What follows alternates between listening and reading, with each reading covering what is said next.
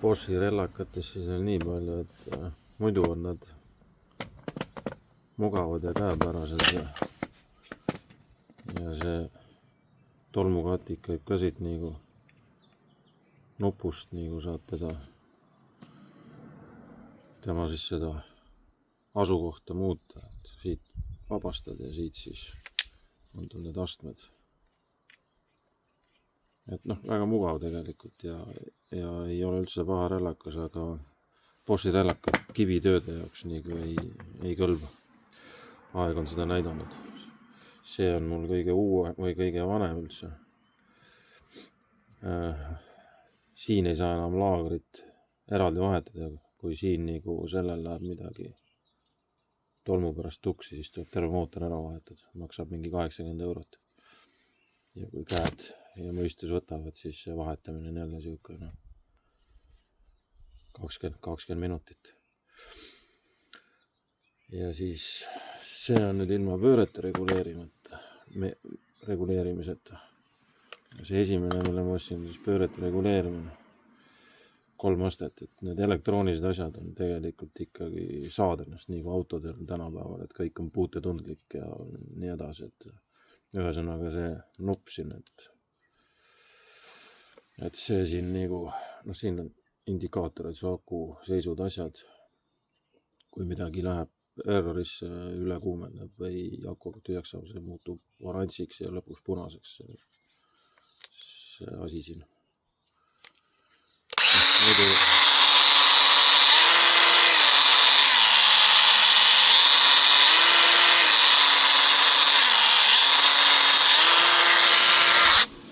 tahaks nagu rohkem nende pööretega vahest mängida, aga on ainult 3 astet.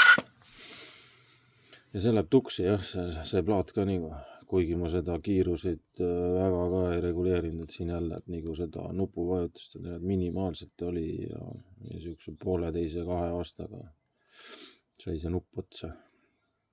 See plaat siia maksis mingi 23 € äkki. Jälle vahetamine on siuke, et siit mingi pistik lahti ja külge. Aga see rellakas on siis X-Lock süsteemiga, et see on muidugi Boschi välja mõeldud asi jälle. Makital on ka sellised, nüüd Bosch on patendi vabaks lastud. Iseenesest väga nutikad välja mõeldud. Siin seda võlli nagu ei ole, et kui sa tahad seina või kuskilt ligidalt nagu hästi lõigata, siis see võll ei jää sul ette,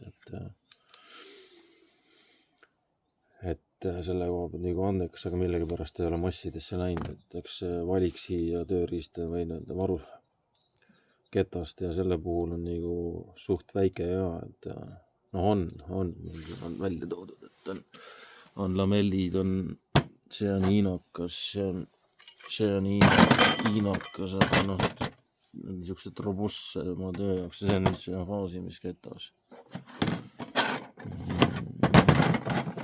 Metallikettad, traattarjad mingi erineva jämeduse asjaga ja freesivalik on suht ka siuke, kõik põhifreesid on nii-öelda olemas, aga kui sa mingid erifreesi tahad, mingid mõõtu, siis neid ei ole. Nojah, siis on special see alus ka, et kuhu saad siis poleerikette peale panna. See on muidu sama alus, aga siin ma tegin ta 100 peal. Ühesõnaga kurusid servad ära ja siis ma vaatasin, ma teen tast 100, et siis ja nüüd ma kasutangi 100 varem, ma kasutasin seda. Et jah, metallitööde jaoks tõenäoliselt need masinad kestavad minu eluea lõpuni, aga kivitööd on jah tolmused ja seda Boschile ei meeldi see üldse. Et kurat aastaga ei tohiks nagu profitöörist nagu otsa saada. Ja minu arust ma olen kuulnud, et Makital on ka probleema mingisugune. See võib ka tuleneda täitsa sellest tolmust, ma ei tea, mis seal on, aga kuna ma ise Boschi remondin ja teen, siis siin on raudselt tolm on see probleem.